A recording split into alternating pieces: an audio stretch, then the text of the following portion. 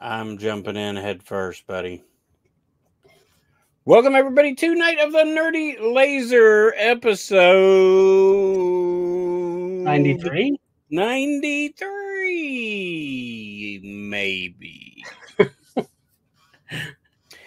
I'm your host, as always, Richard. I hate going to the dentist, Yule. And I'm Jeff Lown. From 1996, we are watching The Dentist. That's true. We're doing that. Starring Corbin Burnson. Where would I know him from? He played third base for Cleveland. Yeah, baby. He punches Charlie Sheen in the face, doesn't he? No, the other guy. Which one? The one that slept with his wife? Right? Tom Berenger, or whatever his name is. That's right. Of course, we're talking about Corbin Burnson from Major League.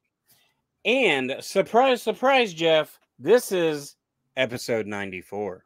Ah, is it? Possibly episode 95. We really don't know what we're doing this week. We're so far ahead because Bride of FrankCon is right around the corner. Go to frankcontn.com. So we're having to record these quick. FrankCon. Shut up. You're not going. You can't make fun of it. Oh. Not my fault you're not going. Yeah. Blame Vinegar Syndrome and all the other places. Do you know who directed this movie? Yes. The dude that did it's not Stuart Gordon, it's like his dude though. Brian Yuzna from Society. Yeah. Most and notable. What, second Reanimator? Night of the Living Dead, Return of the Living Dead 3? I think. I don't know. Yeah, anything where there's like body mutilation. Yeah. That's him. He's like, hey, you know what? I'm gonna go ahead and just specialize in that real quick. Thanks. He was a writer. Do you know for what show? Taxi. This is mind-blowing. Actually, no, this can't be right. It wasn't Taxi? He's a story. He has written Honey, I Shrunk the Kids. Honey, I Blew Up the Kids. Honey, We Shrunk Ourselves. And the 66 episodes of Honey, I Shrunk the Kids, the TV show. How the hell were there 66 episodes of that show? I don't know. I mean, it was syndicated. Yeah. It probably makes a nice little check then for residuals. Is it shown anywhere? Not that I know of. The TV show? Looks like you could buy it on Prime Video. Society, Bride of Reanimator, Silent Night, Deadly Night 4, which is terrible, Return of the Living Dead 3, The Dentist 2, Beyond Reanimator, and some other things sprinkled throughout. But he did a segment on Necronomicon, Book of the Dead, the movie that I can't find anywhere, that doesn't exist. There you go. That's why you can't find it. Yeah, I guess so. So there are certain scenes in this movie where you're like, oh yeah, that's Brian Yuzna. Right. And you know, if I was to say I like this movie, Jeff, which is a bit of a stretch, do you know why I would say I like this movie? Because you're big on movies that remind me of American Psycho. I'm big on movies that remind me of a TV movie. Oh.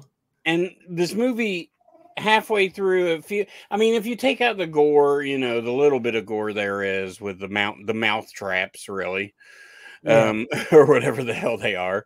There's not a whole lot of gore in this movie or blood or anything like that. But there are some freaky scenes, some teeth stuff. Yeah. But it feels like a TV movie. It really does. Very cheap. Yeah, I think that's his specialty, isn't it? I mean, it should be.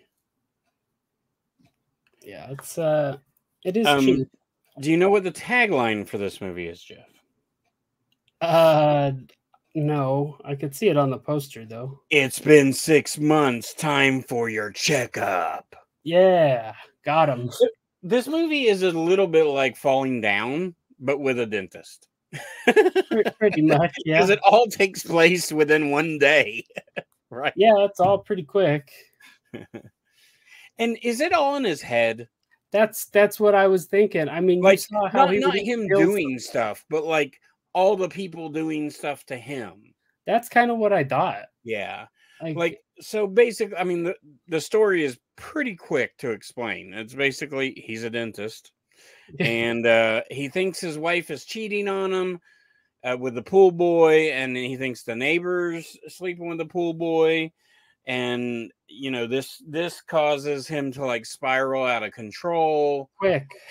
And he's like flashing back and having like dream sequences sort of people doing stuff to him, but are they doing stuff to him and not really? He's crazy. We get a very young Incredible Hulk in this movie. The Ruffalo? Yeah. Yeah, we do get Ruffalo. Do you know he just had a brain tumor? When? Like now. Mark Ruffalo? Yeah. And he had surgery and all that? Yeah. Huh. He dreamed he had a brain tumor and he went to the doctor and he had a brain tumor. That's crazy. Yeah. Also sounds like something you could make up. No, I'm just kidding. Avengers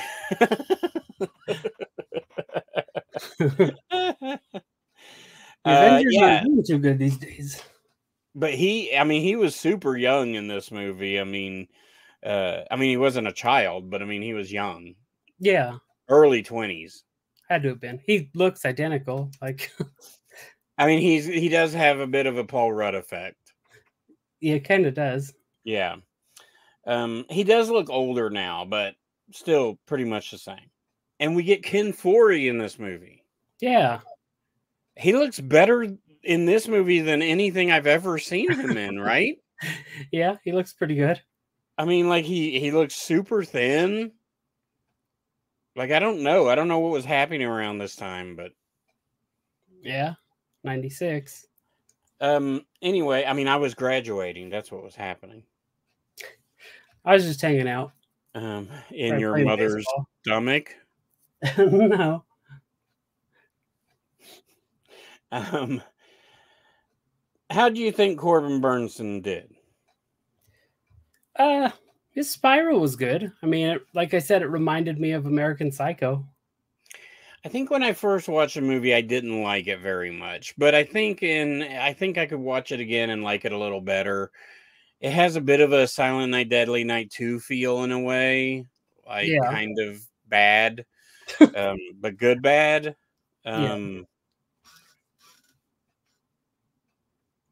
What do you think is the I mean, how do you want to approach this movie? Do you want to go by like teeth injuries, mouth injuries?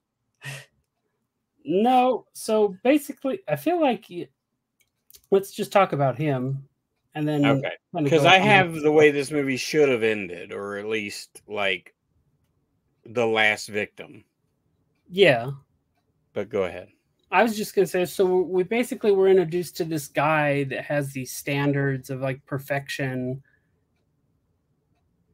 right? Like instantly. And like, it's to the point he's where a rich dentist who wants everything done his way, the right way, and like as it was done yesterday. Yeah. It's like almost like an OCD thing. And he any little thing was like his tick. That's what made me kind of feel like everything was in his head, that he was, imagining what those people were doing, because it wasn't exactly how he wanted it. You know what I mean? Yeah. So, but yeah, what's our first death? It's like a dream, right? It's not. Well, yeah, the dreams don't count. He has the dog is the first death. Oh, the dog is the first death. we get a dog death, so if you don't like dog deaths, skip forward, I guess. Yeah, they don't show it on screen happen. No, and they don't really show under the. Yeah, they don't show the dog at all. They show like gore. Yeah, I don't think they do, right? Well, he flashes that cover up, like basically like they Oh. were showing it to identify a body, and they're like, "Yeah, that's my dog." Oh. Yeah. Yeah. So yeah, we get basically a whole crazy day at this dentist office with these people in the room in the lobby while people are getting raped in the other room. The tax guy shows up for a meeting. Uh-huh. Who's the tax guy? A dude. I mean, you don't have to say his name. What's he from? It's not ringing a bell. You failed. He's the guy from Terminator. Was he? Yeah, he's the therapist Oh guy. yeah, he is, isn't he? That's funny. Yes. I mean, this movie is chocked full of people. That guy just died in January. Yeah, Earl Bowen. Yeah. Yeah, he passed away not too long ago. But I mean, this movie is really chock full of people that has been in a lot of things. Yeah. So we get the girl where he tries to I mean, he basically rapes her. Yeah, like Miss County Fair or whatever she was saying. Yeah, and she's a Hollywood actress or wannabe that is Mark Ruffalo's he's her agent. Yeah. And so and the way all this is done, it's a little weird. Like he takes off her pantyhose, and then one of the girls notices her pantyhose. It's just that was a weird way to like figure that out, don't you think? That whole sequence was weird. I mean, because our first kill, I guess, well, she's not dead, but the wife, he pulls all her teeth out, right? But that's all just a daydream. And then we get him thinking about that daydream, that this girl is his wife, right? And that they're making up or something like that. So they're having sex, but she's obviously not. He is. Yeah, don't try to figure this movie out. There's too many flashbacks and dream sequences and stuff. I don't know. What was the girl's name that found the pantyhose? Was that Sarah? That was his nurse. No, Molly Hagan, Jessica, I bet. I think so. I noticed her from something. Oh yeah, she was in Herman's Head. This is like the second time I've got to talk about Herman's Head. She was Sensitivity. I don't know. I'm sorry. Herman's Head was where it was like the Pixar movie Inside Out in your head. And so, but Herman was like a normal guy, but everybody lived up in his head. It was like an addict. You mentioned that before, yeah. Yeah, it was like lust and intelligence, and she was Sensitivity. Oh, the girl that plays Virginia, her name's Virginia Keene. It looks like she's in Ticks. She was in Ticks, yeah. And Pump Up the Volume. Well, and an episode of Silk Stockings. Have you seen Pump Up the Volume? With Christian Slater? No, I've never seen it. So good. I know I've heard that from you and quite a few people. Stop yawning while you're talking about Pump Up the Volume. Long day. Jeff, look, do you think Jason down at the dungeon likes the dentist? I don't think he does. But you know what he does like? He loves customers like you that could go visit his shop in Maryville, Tennessee, Southland_Dungeon over on Instagram. And Jason has the dungeon, which is VHS, Blu-rays, video games, DVDs, all sorts of fun goodies, Garbage Pail Kids cards. He's got Vinegar Syndrome releases. He's got Street Trash and Basket Case and all the scummy movies that your heart desires. He's even got some anime porn that is just waiting for somebody to purchase. So head on down to the dungeon in Maryville, Tennessee at the Roundabout on East Broadway. and go look for yourself. If you can't, if you're in Colorado, in Pueblo, like Jeff, you can just go to Southland_Dungeon, find out all the pics. If you see something you like, he'll ship it straight to you after you PayPal him, of course. And you can go to southlandbooksandcafe.com. Yes. I just really want to talk about all the mouth injuries now. Let's do it, please. Because I like him. Although I would say, so his wife, he's really into opera. And he puts his wife in this huge contraption on their anniversary. At the dentist office, right? At the dentist office, yeah. He takes her to the dentist office. And it's this huge, elaborate contraption. Should this not be the end of the movie? Like, should this not be the last death? You would think. I just don't get it. I don't get why it's done this way. We had to have all that stuff with that Sarah girl happen after. Yeah. I thought it was going to be just a quick death, like, and that would have been like the joke. You know, she gets, oh, sorry, you got to come back tomorrow. Oh, this, you know, there was like 4 or 5 times where something happened where she couldn't get her braces off. She wanted her braces off. So I thought that was going to be like an instant thing. Yeah. Yeah. But the wife gets her teeth, like her mouth all messed up.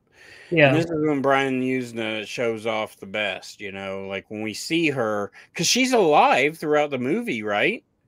Yeah. She's at the house. Yeah. But her mouth is all messed up, and pretty sure he keeps her drugged, but he shaved their bottom teeth to where they were like shark teeth. Yeah. That was to bite off the pool man's like wiener, Jeff. Wiener. His wee. Yeah. It's okay. Yeah. I mean, I guess. I mean, that's what happened, but right. I mean, I don't know. I don't know. I don't know either. I mean, the movie's a little hard to talk about because it's kind of uneventful, but eventful at the same time. But basically, everything that happens is, oh yeah, he messes up their teeth. Yeah. There is one part where he rips a tongue out. Yeah, was that the wife's? Jeff, I don't know. These deaths. She can't talk. She had like a bad fake prosthetic tongue, and then she's like, oh. Well, and part of the problem with this movie is like it's all women basically, except for the therapist guy from Terminator 2, and he had like, yeah, he I don't know what the hell he was doing to him. He was like turning some spike thing in his mouth, or I don't know. It's just like a jaw opener. I mean, There's a saw trap. I don't want near that damn thing. I don't know anybody who would. So, I don't know. So it's a little hard to talk about this movie just because all the girls look kind of the same.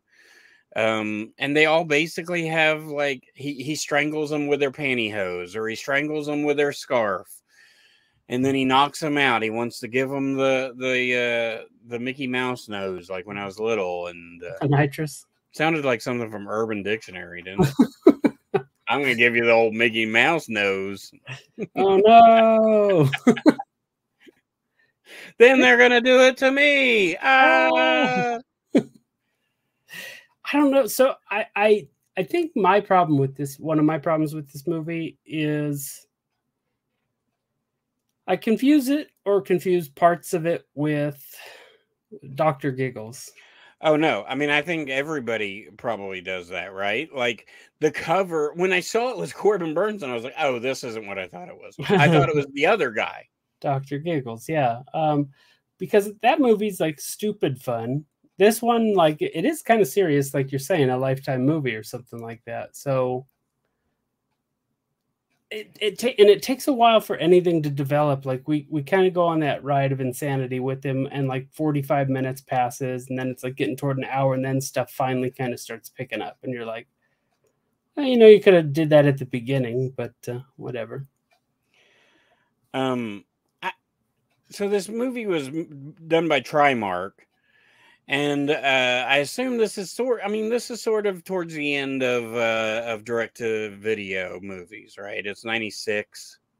Yeah. So, I mean, maybe not. I mean, there's probably still 10 years left or 8 years left or so, but this is like these movies are still making money, right? Yeah. So that's a good thing. And that's obviously why we got part 2. It did very well. Did it? What was the budget and I have no idea. outcome on this? Do you know? You don't. But I'm just going to say it did very well because they made a sequel. Yeah, I guess you kind of had to at that point, back in the day. I mean, I think I tried to look up box office stuff and it doesn't really exist. It doesn't exist? I don't think it does. Let's see. I mean, it might have been, like you're saying, direct to video, so. I mean, that's what I assume. $700,000 budget. I mean, it's cool for 700 for less than $1 million. Yeah, no, that part's cool. I mean, so it had to make money. Yeah, anything back then under $1 million budget. Well, just the cover alone. Oh yeah, video rental, but like they probably made 50 times at least back that budget from video rentals. I just looked up Box Office Mojo, and I can't tell you what the dentist's budget is, but I can tell you what the Secret Lives of Dentists budget is. Well, I need to know, so yeah, go ahead. It's from 2002. All right. It did domestically $4 million. Oh, good. Actually, worldwide it was $4 million. Yeah, and I was trying to find a budget. Oh, they don't have it. I can't find a budget on this damn thing. So, but yeah, I mean, movie stores would have ate this movie up. Yeah, I know it's one I rented as a kid, 8, 9 years old. I did, and I hated the dentist. I didn't want to. I mean, this was my first time seeing it, so. Yeah, and I mean, I saw Dr. Giggles, obviously, probably around that same time. I don't think I've seen Dr. Giggles either. Is it good? It's more fun. Is it? Because Larry Drake's in that one, right? Yeah. He's got all the one-liners too, and it's like that's like Darkman saga, right? Like our time. Yeah, pretty much. Early to mid 90s. So why don't you think? I mean, is this movie talked about now? I don't. You don't hear it talked about a lot. I mean, obviously now it was because it just had the release. Yeah. People finally started mentioning. Oh yeah, I mean, you do that with any release, and they do it especially with the Vestron releases. So, it got its talk about that, and anything I read, it seemed like people were pretty split on it. They either love it or hate it. I mean, it's got a 5.4 rating on IMDb. So about half. I mean, yeah. So apparently, there was a real guy, but this wasn't based on that guy, which you would think it was. But the idea for the movie came from Mark Amin and was written by Charles Finch, Stuart Gordon, and Dennis Pallow. However, Corbin Burnson had played a character inspired by the dentist killer in Beyond Suspicion in '93, which has nothing to do with this movie. Really? He played the same guy, basically? Yeah. He played a character inspired by the original real-life serial killer dentist, Glennon Engelman. And then they made it was a Lifetime. It's on the Lifetime Movie Club channel on Amazon. Of course it is.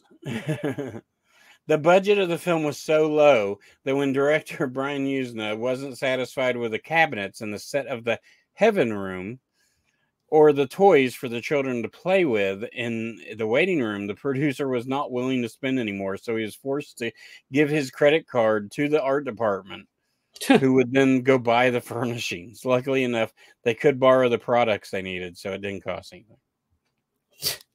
That's funny. That's another thing I want to talk about real quick. Let's talk about those rooms and the themes. Yeah, I mean, it makes sense. He's so over the top, like.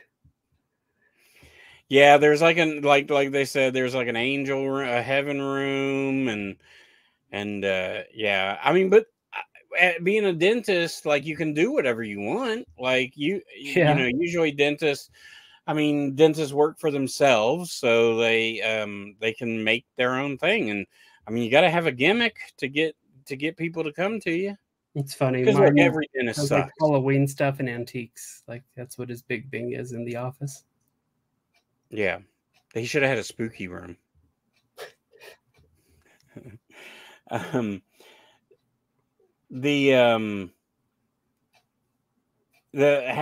many days do you think it took to make this movie?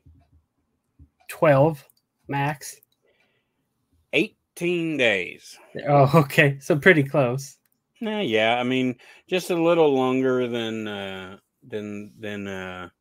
Saw. Yeah.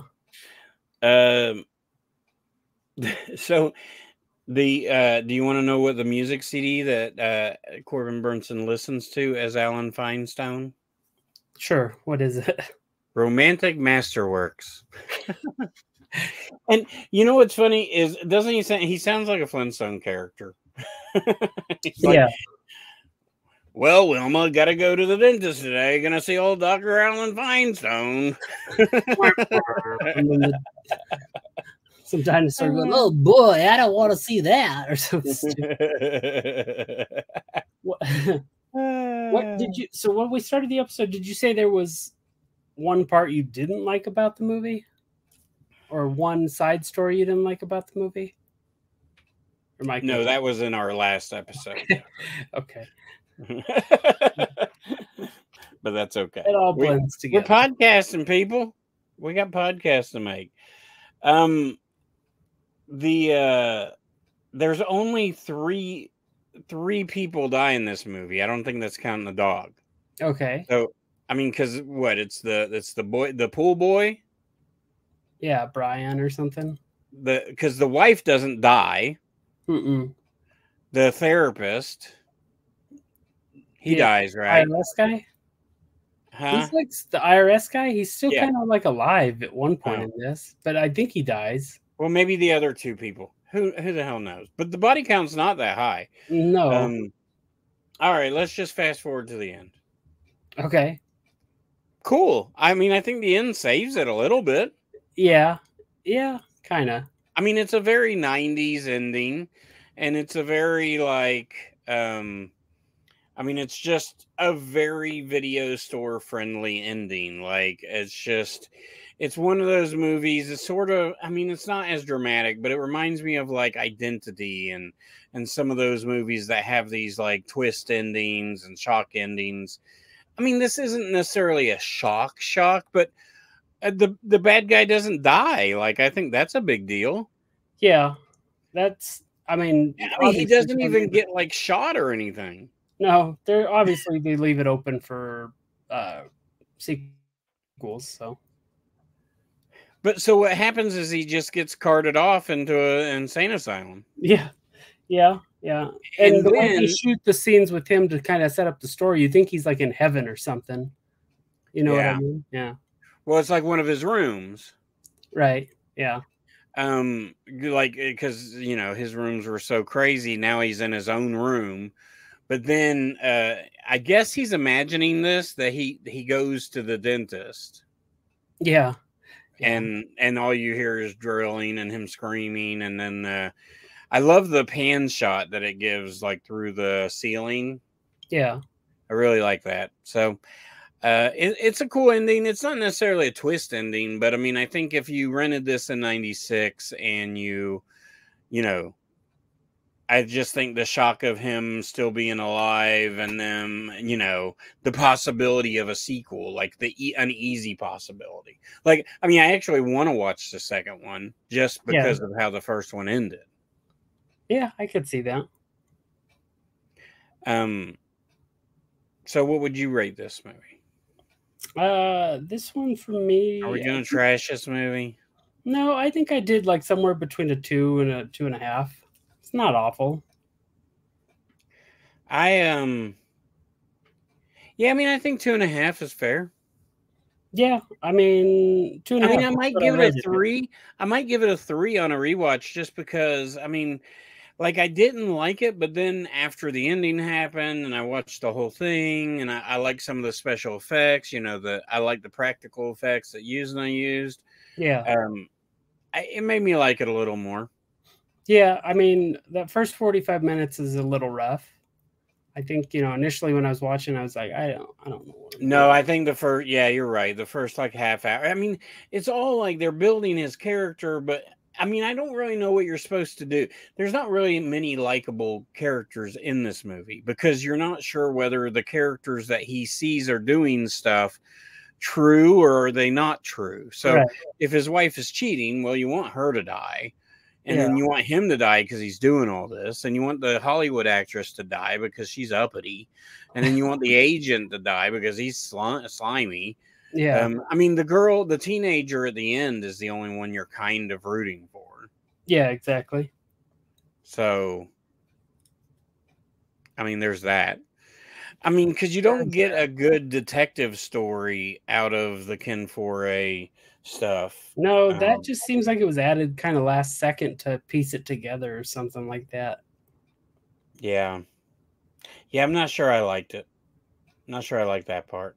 Yeah, that's why I thought I had remember you saying the thing about half of it was bad or something that half was bad, but I thought you were going to talk about that because that's what I was going to say. Like, I don't think the detective storyline worked. No, it's not good. It should have actually happened in a shorter time span, like from morning to like 4 o'clock in the afternoon. Yeah, they really should have made it like, or at least till like 7 or 8 o'clock that night. You know, yeah, like they should have shrunk down the thing so you didn't have to involve detectives and you could have shown more of a, you know, you could have gone into a backstory a little bit about the agent and the actress. You know, you could have shown them going to the dentist, you know, him picking her up at her house and stuff like that. And you could have, I mean, if you're good at writing dialogue, you could have made dialogue that was interesting and that, you know, that fed into the movie. Yeah, it was basically our dentist just cursing like at himself and like his wife, imaginated wife, like. And then he yells at the employees and. Yeah, and then, you know, there was the like Asian one that like didn't deserve to die. I mean, none of them did. None of the people that like die deserve to die. And then the other one, the other nurse that's like, I don't care. They do everything you say, but I'll fight you tooth and nail or whatever, basically. And then he. Oh yeah, the one out front where she's like, I'm going to lunch. Yeah. Oh no, that's the receptionist. She was kind of annoying too. I liked her. Yeah, she reminded me a lot of. A lot of just like people I know or have dealt with, like some like I don't like how you think you have all this power that you don't really have. So all right. Well, that's The Dentist. Yeah, I'd say it's worth the watch. I mean, if it was anything in the video store days, I'd say it's a must. Well, and guess where it's at, Jeff? Where? Tubi. The modern day video store? Yeah. So just go to Tubi, stroll the aisles, and pick The Dentist. And I think The Dentist 2 is on there too. So you can binge watch both of them if you want. And Corbin Burnson does a fine job. I like him as an actor.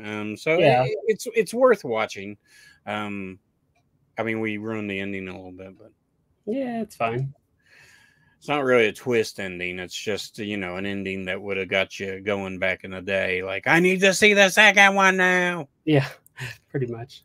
Well, until next time, Jeffrey. Yes. What should they do? They should keep it bloody. Because somebody has to make their appointment.